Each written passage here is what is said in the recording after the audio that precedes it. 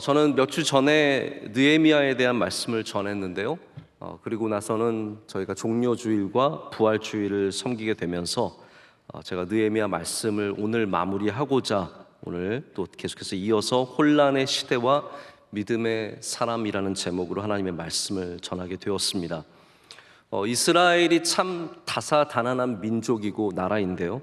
그래도 가장 혼란했던, 가장 어려웠던 때를 꼽아보면 최근으로서는 2차 세계대전 중에 600만 명이 학살당한 일이겠지만 예전으로 돌아가면 아마도 오늘 본문 말씀을 읽은 느헤미야 때가 아닌가라는 생각을 해보게 됩니다.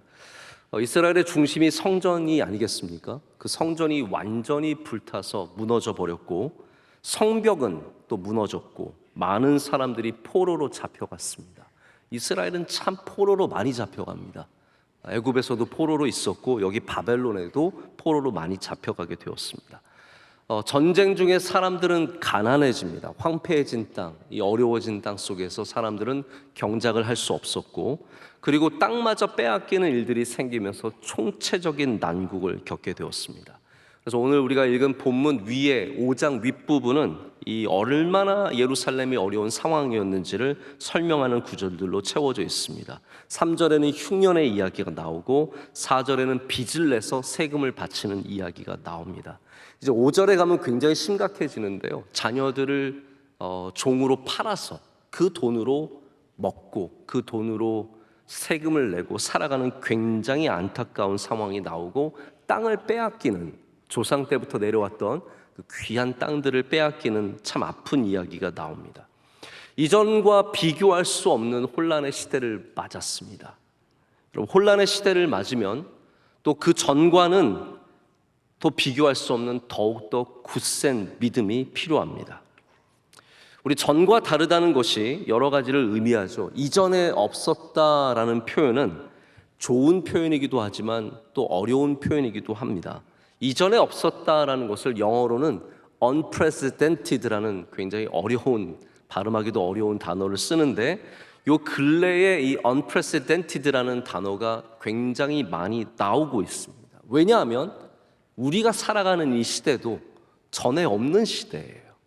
전에 경험해보지 못한 굉장히 혼란의 시대를 지나가고 있기 때문입니다. 2020년에 코로나 바이러스 19가 등장하면서 이것이 창궐하면서 서방 언론들은 대부분 이 unprecedented, 전에 없었다라는 단어를 쓰면서 굉장히 어려운 시대를 표현을 하고 있었습니다.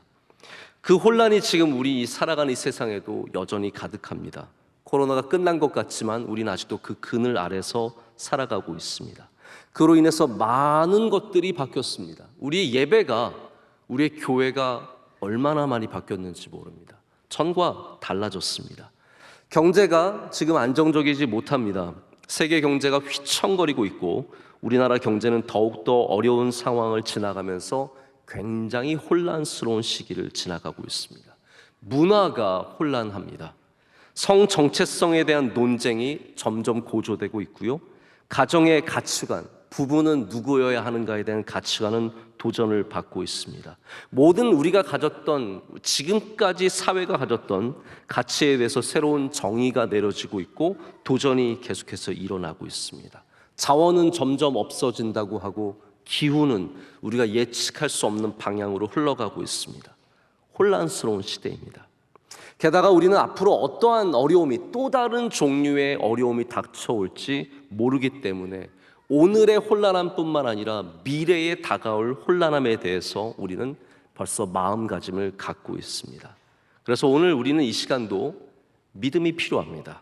그리고 믿음의 사람들이 성경 말씀을 통해서 이 믿음의 사람들이 그 혼란의 시대를 어떻게 지나갔는지를 우리는 반드시 봐야 하고 우리는 그들에게서 배울 수 있어야 합니다. 이 믿음의 사람들, 느헤미야와 같은, 여호수아와 같은, 모세와 같은, 다윗과 같은 사람들이 어떻게 혼란의 시대를 지나서 그것을 넘어서고 그 가운데 하나님의 뜻을 이루고 승리하는 삶을 살았는지 우리는 말씀을 통해서 배우고 우리도 이 혼란의 시대를 넘어설 수 있는 믿음의 사람들이 되기를 간절히 소망합니다. 느헤미야는 어떠한 사람입니까? 여러분 가운데는 상식적으로 느헤미야를 잘 알고 계신 분들도 계실 거고 어쩌면 잘 모르시는 분들도 계실 거라고 생각을 합니다. 느헤미야는 한마디로 말하자면 전에 없던 리더입니다. Unprecedented 리더입니다.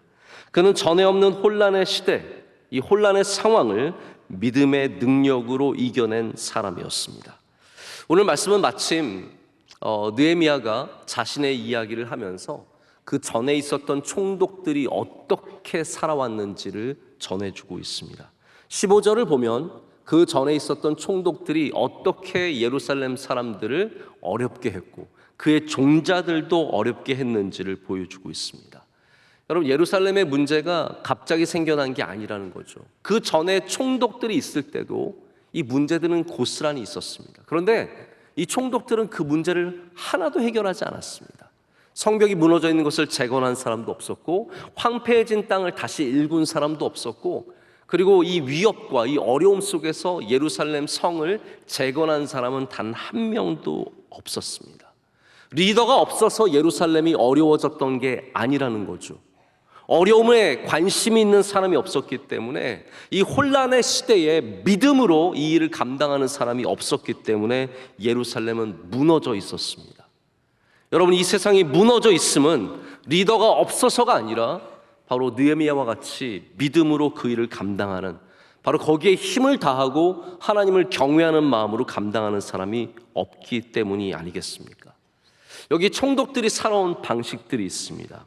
여기 말씀 15절을 보면은 총독들이 어떻게 했냐면요, 백성에게서 양식을 뺏었습니다. 양식을 주는 게 아니라 뺏었습니다.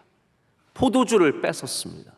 은 40세겔을 없는 자들에게 긁어 모아서 아들을 팔아서 은을 빼앗아 갔습니다. 그 종자들도 똑같이 굴어서 백성들을 압제했다라고 하고 있습니다. 이 종자들이라는 말이 아랫사람들, 신하들, 부하들이란 말이죠. 이 잡다한 사람들이 온갖 행위로 백성들을 어렵게 했습니다. 원래 아랫사람들은요, 윗사람을 닮아가게 되어 있습니다. 여기 압제했다는 말이 영어로는 lorded over라고 해서 주인 노릇했다라는 건데요, 우리는 좀 더 쉬운 표현이 있습니다. 요즘 한국 사회에서 많이 쓰는 표현이죠. 갑질했다, 이 말입니다. 여기 종자들이 총독들과 함께 갑질하고 다닌 거예요. 다 빼앗고 괴롭히고 어렵게 했습니다. 여러분, 이것이 우리가 리더에게서 바라는 모습입니까? 느헤미야는 전과 같이 하지 않았습니다. 그는 백성들에게 나누어 질진정 빼앗지 않았습니다. 백성들을 불쌍히 여길지언정 그들의 가정을 괴롭히지 않았습니다. 여러분, 그럼 느헤미야는 왜 그랬겠습니까? 느헤미야서가 읽기가 조금 흥미롭습니다. 왜냐하면 다른 성경과 다르게 느헤미야는 1인칭 시점으로 적혀 있습니다. 내가예요. 내가 예루살렘 성을 돌아보았다, 내가 사람들에게 협박을 당했다, 내가 기도했다, 이렇게 되어 있는데 오늘도 1인칭으로 고백을 하건대 이렇게 말합니다. 나는 하나님을 경외함으로. 왜 백성들을 돌보고, 왜 일을 열심히 하고, 왜 사람들과 함께 식사하고, 왜 끊임없이 수고하고 애썼습니까? 나는 하나님을 경외함으로. 여러분에게 오늘 이러한 마음이 생기시기를 진심으로 축복합니다. 이 혼란의 시대에 나는 하나님을 경외함으로 다른 사람들과 똑같이 살아가지 않겠다라는 거죠. 그래서 힘을 다하여 성벽을 재건하는 이야기가 나옵니다. 느헤미야가 고백합니다. 내가 안 한 게 있다는 거예요. 전에 총독들은 다 했지만 나는 하지 않은 게 있습니다. 그것이 무엇입니까? 하나는 땅을 사지 않았다라고 말합니다. 여러분, 이것이 땅을 사지 않았다는 것이, 제가 여기에 대해서 할 말이 굉장히 많은데 시간상 아주 짧게만 전할 수밖에 없는데 이걸 잘 주의해서 들으시길 바랍니다.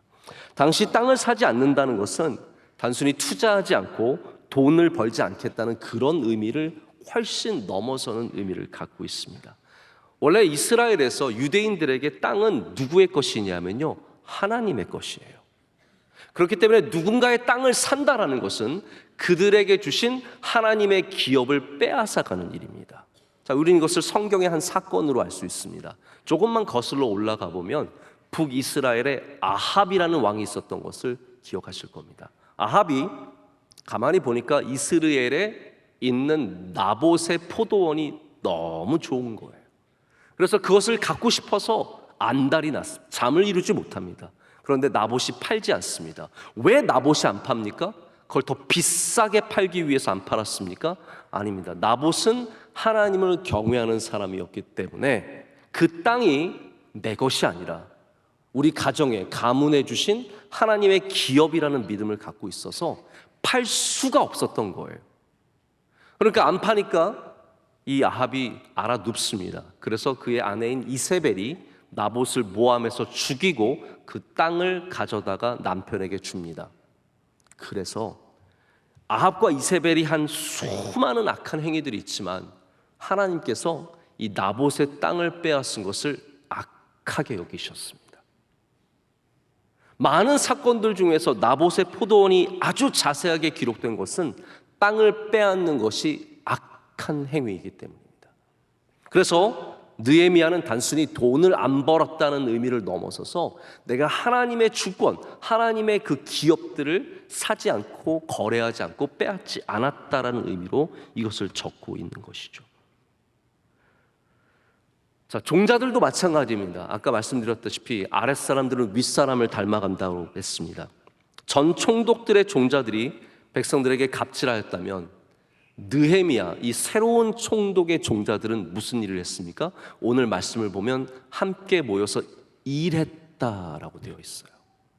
이 종자들은 어깨 들먹거리며 다니면서 내가 누군데 내놔라 이런 사람들이 아니라 느헤미야와 똑같이, 제가 느헤미야서를 다 말씀드리지 못하는 것이 굉장히 아쉽습니다. 느헤미야가 보면은 이 4장만 가도 그래요. 성벽을 재건하는데 옷을 갈아입지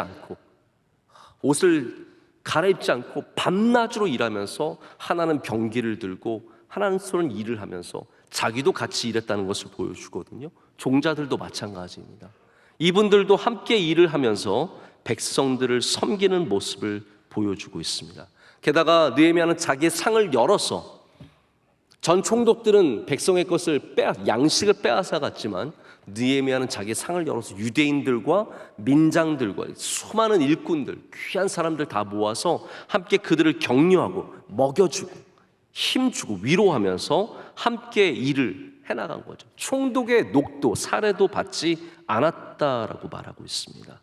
느헤미야는 그래서 그냥 성벽을 세운 재건한 성벽 건축가가 아니라 믿음의 사람입니다.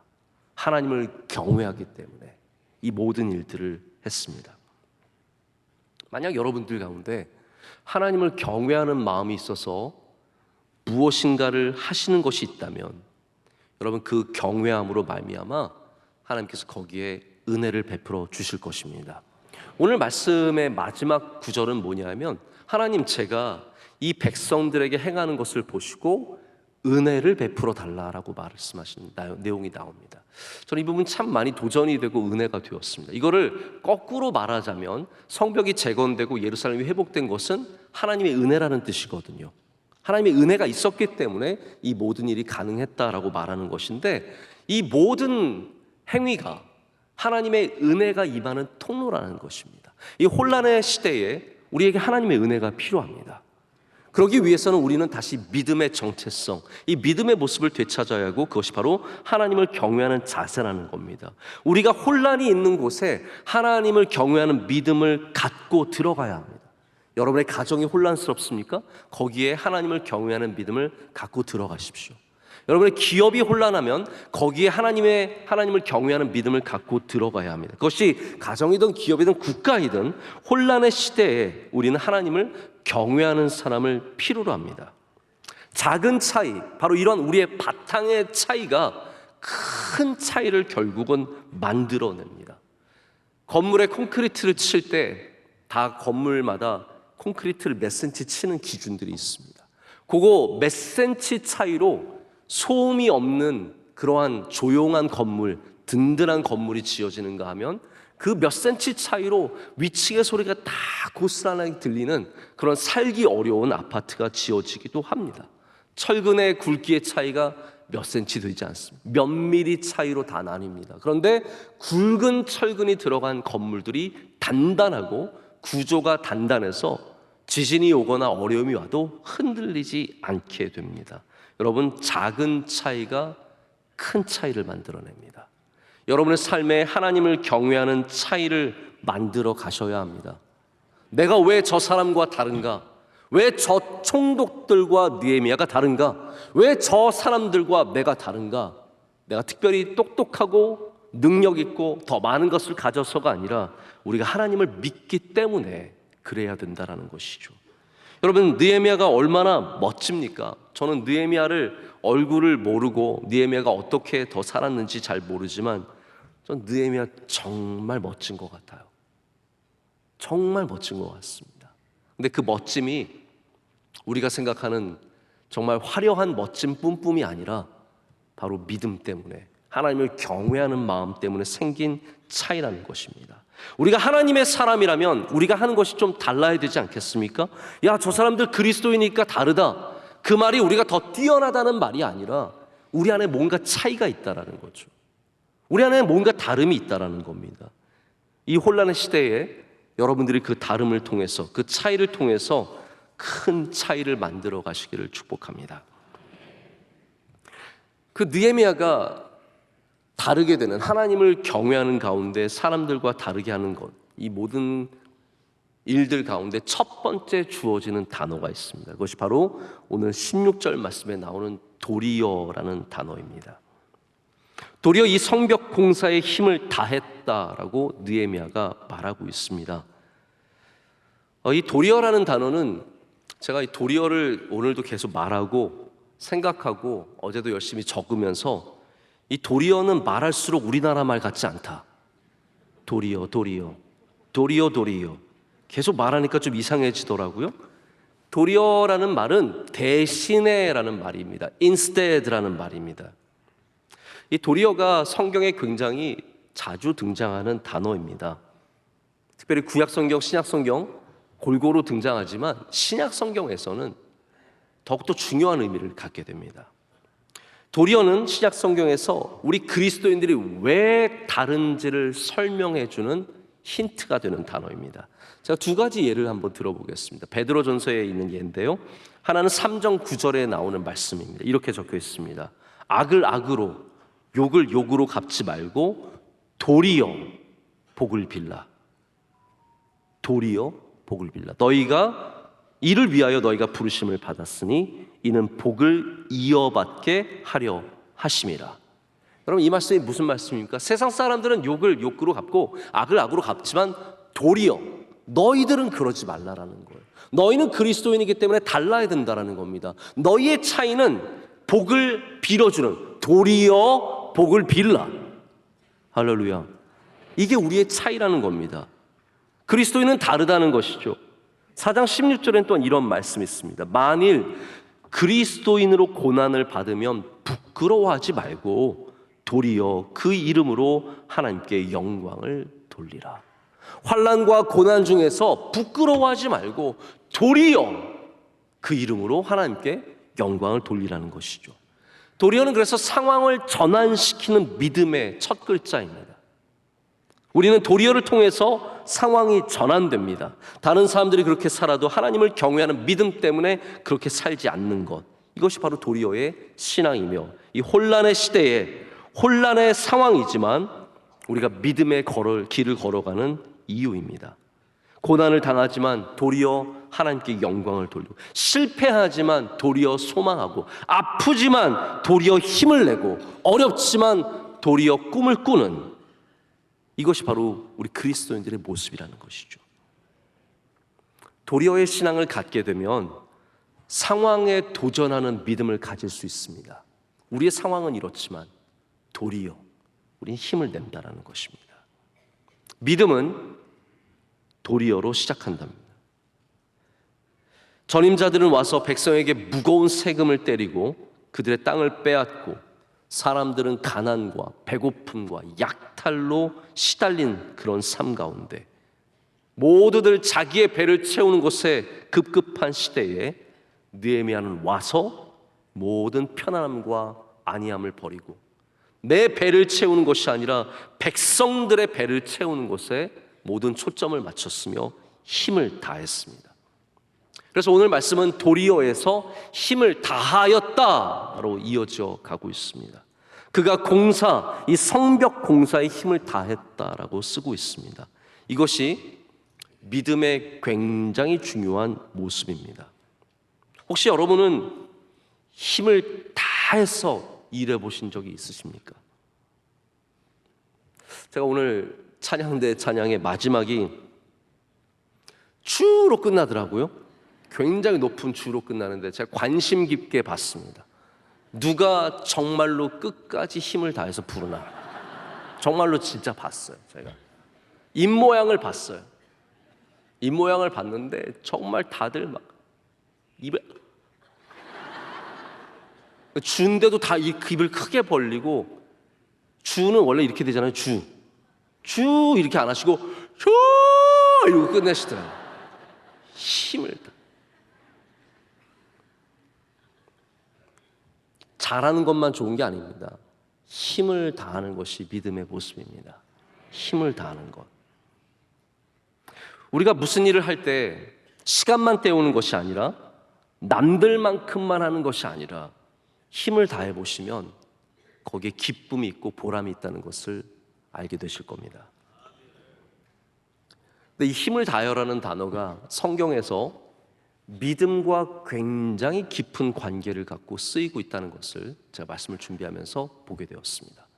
그래서 힘을 다하여는 그냥 열심히 살라는 얘기가 아닙니다. 이게 믿음의 모습이에요. 제가 이 모습들을 좀 여러분께 가능하면 더 시간을 내서 전해드리고 싶지만 짧게 좀 말씀을 드릴게요. 첫 번째 힘을 다하여는 야곱이 한 말입니다. 그래서 성경에 가장 먼저 힘을 다하여라는 단어는 야곱이 썼어요. 근데 여러분 아시겠지만 야곱은 속이는 사람 아닙니까? 우리는 야곱에 대해서 저도 사실 굉장히 편견을 갖고 있고 야곱은 속이는 사람, 그런데 그렇지 않더라고요. 야곱이 힘을 다하는 사람이에요. 하나님과 씨름할 때도 힘을 다하여 하잖아요. 이 사람이 굉장히 힘을 다하는데 전문가적인 기질을 갖고 있어요. 어떤 사건이 있냐면요, 부모님 이제 아버지한테 장자권을 받고 나서 형이 무서워서 도망을 가지 않습니까? 그래서 외삼촌 라반의 집에 갔어요. 그래서 가자마자 만난 사람이 라헬이었어요. 라헬을 보고 첫눈에 반해가지고 그 집에서 열심히 일을 하고 살게 되는데, 하나님이 좀 약간 유머스러운 구석이 좀 있으십니다. 그래서 속이는 야곱에게 더 잘 속이는 라반을 붙여주신 거예요. 라반이 진짜 잘 속이는 사람이에요. 그래서 라헬 준다고 기다려봐라 했다가 언니부터 주고, 충격 받았을 텐데 또 야곱이 정신 차리고 또 계속해서 일해가지고 또 다시 계속 반복되는데, 어떠한 내용이 나오냐 하면 야곱이 말하기를 라반이 자기에게 품삯을 10번을 속였대요. 이게 사람이 그 정도면 진짜 금방 때려치고 나갈 것 같은데, 나중에 야곱이 그 집을 나가기 전에 라반의 아들들에게 하는 말이 있습니다. 그게 이제 창세기 31장 6절의 말씀인데 이렇게 말합니다. 그대들도 알거니와, 이게 아들들이에요. 그대들도 알거니와 내가 힘을 다하여 그대들의 아버지를 섬겼거늘. 자, 보십시오. 저는 이게 믿음의 모습이라고 생각을 해요. 왜냐하면 야곱이 이렇게 힘을 다하여 섬겼을 때 하나님께서 그의 양떼를 번성하게 하셨습니다. 자, 우리는 못된 사람에게는 힘을 다해서 섬기지 않습니다. 우리는 우리를 힘들게 하는 사람에게는 절대로 힘을 다해서 섬기지 않습니다. 자, 그런데 야곱을 보십시오. 자기를 10번이나 품삯을 속이고, 딸을 준다고 다른 딸을 주는, 계속 자기를 속이고 어렵게 하고 힘들게 하는 외삼촌 라반에게 힘을 다하여 섬겼대요. 왜 그렇겠습니까? 야곱이 하나님을 경외하는 사람, 믿음의 사람이었기 때문입니다. 두 번째는 우리 믿음과 직접적인 관련이 있는 쉐마의 말씀입니다. 신명기 6장 4절 5절 말씀인데 이 말씀을 우리 한번 같이 읽어보면 좋을 것 같습니다. 우리 함께 읽겠습니다. 이스라엘아 들으라. 우리 하나님 여호와는 오직 유일한 여호와시니 너는 마음을 다하고 뜻을 다하고 힘을 다하여 내 하나님 여호와를 사랑하라. 여러분, 이 말씀에는 하나님을 힘을 다하여 믿고 따르고 섬기는 것이 우리 믿음의 근본적인 자세임을 가르쳐주고 있습니다. 자, 그 다음으로 빨리빨리 넘어가 보겠습니다. 이제는 신약 성경으로 넘어가게 되는데요, 여기에는 예수님의 칭찬하시는 이야기가 나옵니다. 예수님께서 이제 십자가의 죽으심을 준비하고 계실 때 마리아가 예수님의 발에 향유를 붓지 않습니까? 그때 예수님께서 마리아를 칭찬하시면서 하시는 말씀이 있었습니다. 마가복음 14장 8절의 말씀인데요, 그는 힘을 다하여 내 몸에 향유를 부어 내 장례를 미리 준비하였느니라 라고 말씀하십니다. 마리아가 갖고 있었던 물질, 이 모든 것들, 내가 갖고 있는 사랑, 여기다 다 쏟아 부었습니다. 예수님께서는 그것을 힘을 다했다라고 표현하고 계십니다. 우리가 주님을 사랑하는 것, 그것이 힘을 다하는 것입니다. 뜨겁게 사랑하는 것, 그것이 힘을 다하는 사랑이라는 거죠. 주님께서 그것을 귀하게 보셨습니다. 여러분 보시면 아시겠지만 힘을 다하여를 하나님께서 좋게 보신다라는 거예요. 굉장히 좋게 보신다라는 거예요. 골로새서 1장 29절을 가면 바울이 믿음의 자세에 대해서 이렇게 말하고 있습니다. 우리 이것도 함께 한 목소리 읽겠습니다. 이를 위하여 나도 내 속에서 능력으로 역사하시는 이의 역사를 따라 힘을 다하여 수고하노라. 아멘. 내 안에서 역사하시는 성령의 하나님의 역사를 따라 나도 힘을 다하여 수고하노라. 지금 여러분 안에 하나님께서 역사하고 계십니다.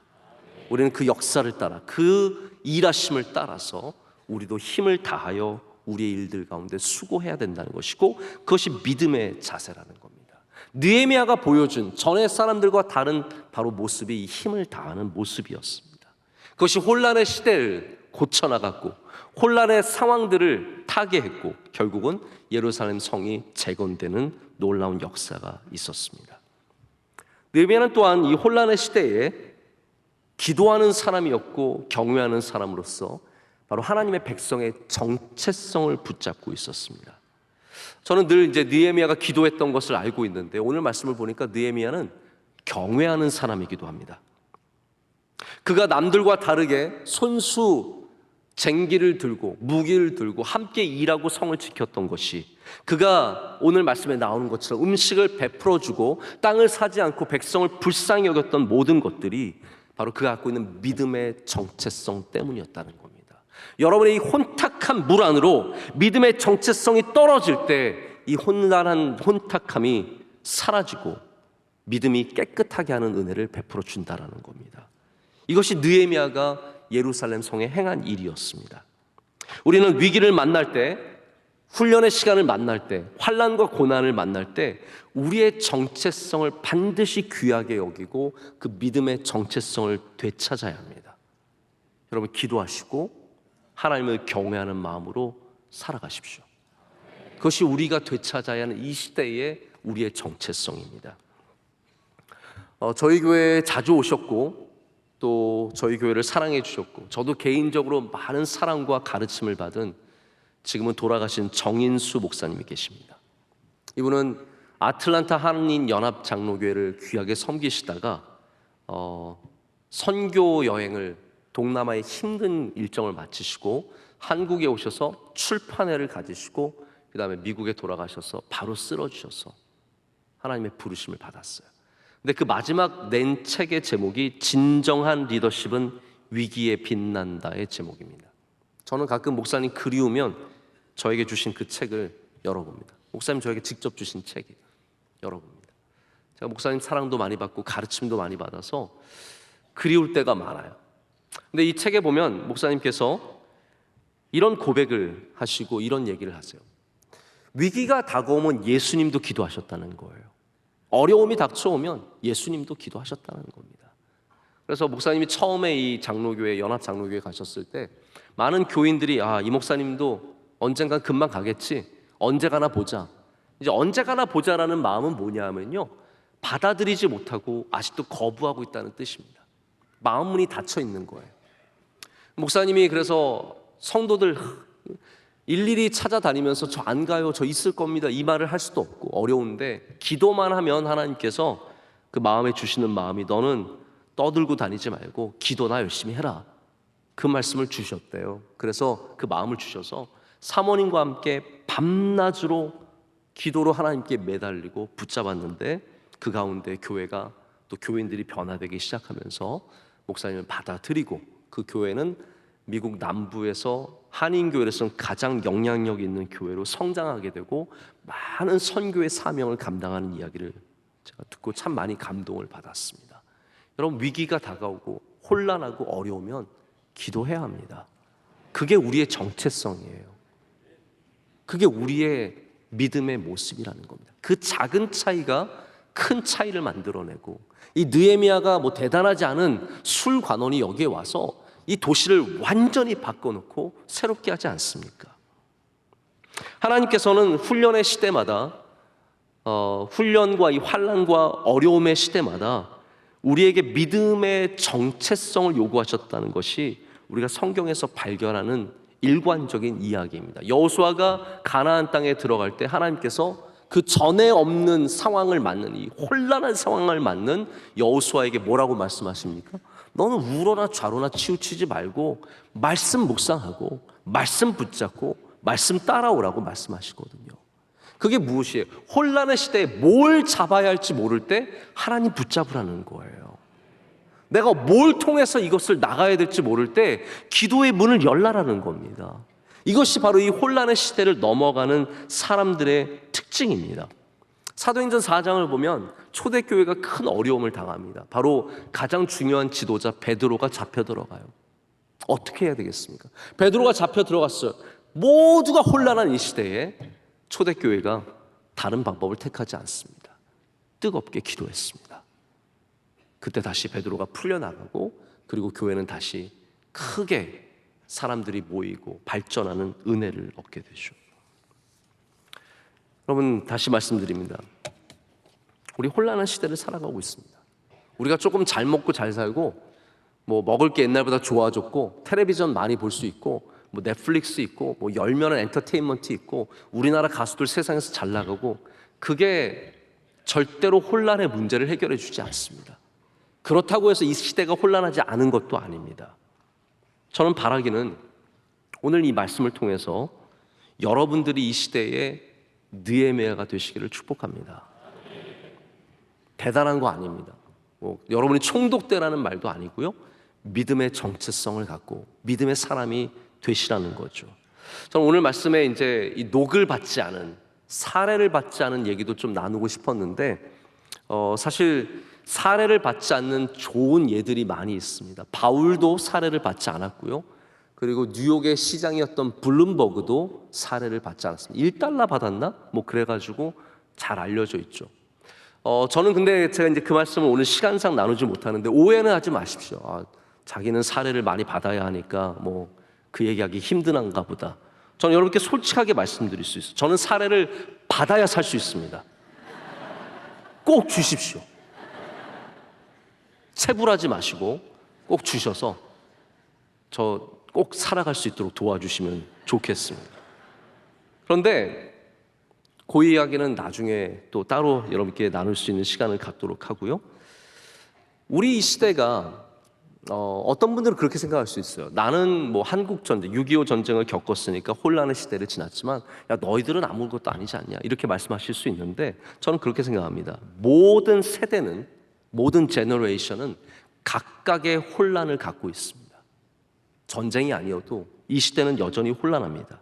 재난과 대형 사고와 취업난과 고령화와 저출산과 마이너스 성장, 우리의 자녀들, 우리가 다 품고 나가야 하는 혼란이고 어려움이라는 거죠. 그런데 우리는 전과는 다른 시대를 살아가지만 우리도 전에 있던 사람들과는 다른 사람들이 되어야 합니다. 그것이 바로 느헤미야가 보여주는 믿음의 모습입니다. 느헤미야가 기도와 경외함으로 이 성벽을 귀하게 재건했듯이 오늘 우리에게 주시는 이 성벽을, 여러분에게 무너져 있는 성벽을 여러분께서 믿음으로 재건하는 은혜가 있으시길 축복합니다. 하나님께서 반드시 오늘 말씀에 나오는 것처럼 은혜를 베풀어 주실 줄로 믿습니다. 기도하겠습니다. 하나님 아버지, 감사합니다. 오늘 우리에게 말씀하여 주시고 또 믿음 없는 우리에게 믿음을 주시니 감사합니다. 하나님, 이 시대가 어렵습니다. 우리는 또 남북이 갈라져 있는 이 땅에 태어나 어려운 시대를 살아가고 있습니다. 하나님, 우리에게 은혜를 베풀어 주시옵소서. 또 각각 한 분 한 분이 겪고 있는 혼란과 어려움도 있습니다.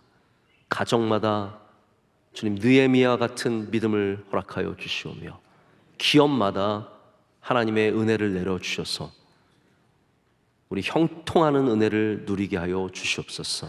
우리 모두가 이 시대를 이겨내서 하나님의 영광을 나타내는 주의 종들 되게 하여 주시옵소서. 예수님의 이름으로 기도드립니다. 아멘.